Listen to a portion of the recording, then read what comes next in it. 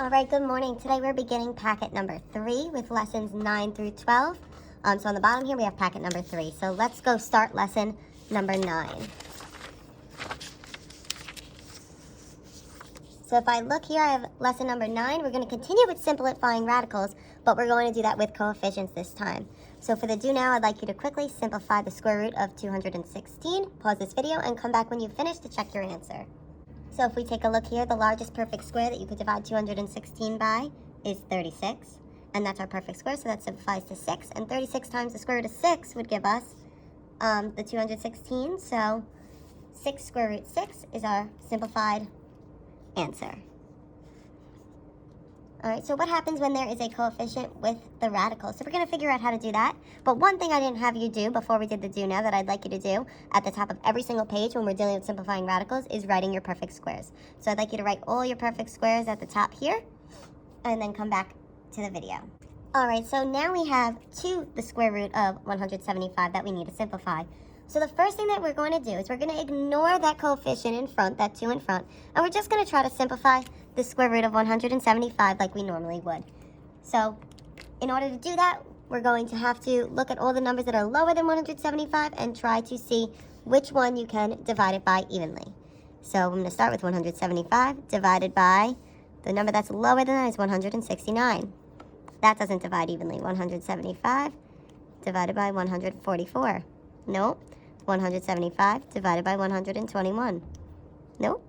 175 divided by 100. That doesn't divide evenly. All right, we're going to keep going. 175 divided by 81. Nope. 175 divided by 64. Nope. 175 divided by 49. Nope. 175 divided by 36. Nope. And 175 divided by 25. That divides in evenly. So I have the square root of 25 and the square root of 7.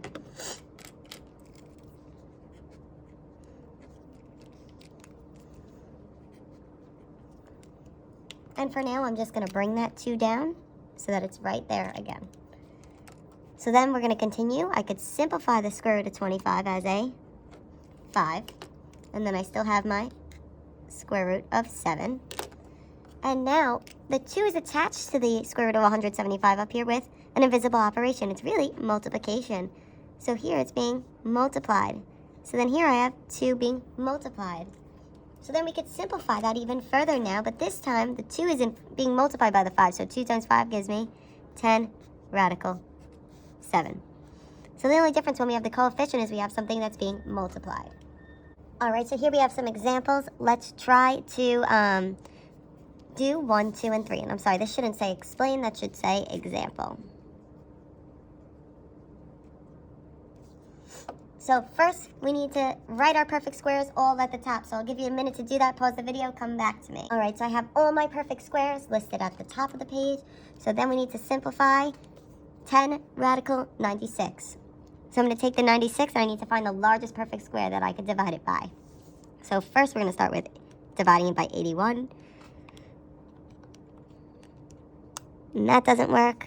96 divided by the next one is 64. That doesn't work. 96 divided by 49. That doesn't work. 96 divided by 36. Nope. 96 divided by 25. Nope. 96 divided by 16. There we go. So it divides by the square root of 16 and the square root of 6. So the square root of 16 is my perfect square. And then I have the square root of 6. And we're going to remember we got to bring that 10 down with us. Then we're going to bring it down again when I simplify my perfect square. So the square root of 16 is really just a 4. So that becomes 10 times 4. And then we leave the square root of 6. So 10 times 4 gives me 40 square root of 6. All right, so let's look at question number 2. Number 2, I have 2 square root of 36 that we need to simplify. Does anybody notice anything here?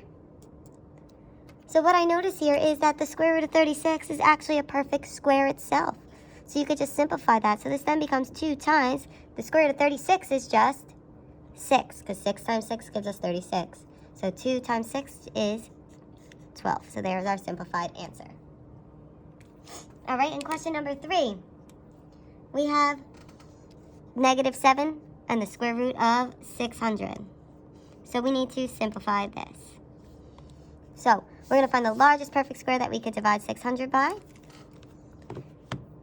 So technically they're a lot larger perfect squares, so we only go up to 15 here. But if we were to continue, we would have to try 16 squared and see what that gave us. So that gave us 256. So if we continued, 17 squared would give us 289. 18 squared would give us 324, and so on. So we would continue. But if we try the square root of 600, we could start to divide here by 324. And we know it's not going to divide evenly there, so we would try 600, and you continue down the line until finally we get to dividing it by 100, and that divides it evenly. So by 6. So I have the square root of 100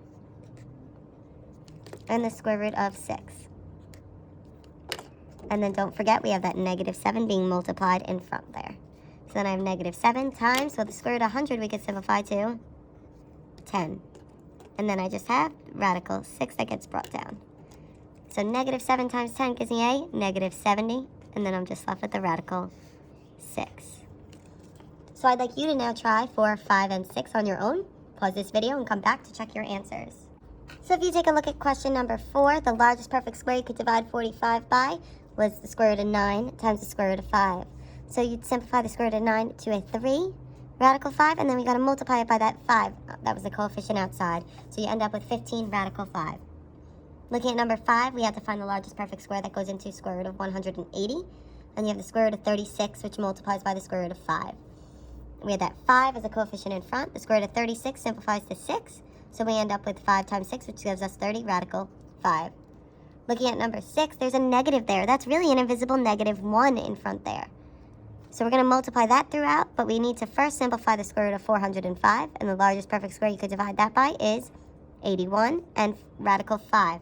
So square root of 81 is our perfect square, and it simplifies to 9, and that radical 5 just comes down. -1 times 9 gives me a -9 radical 5. If you have any questions, please comment on this video or in Google Classroom, and then you can complete practice worksheet number 9.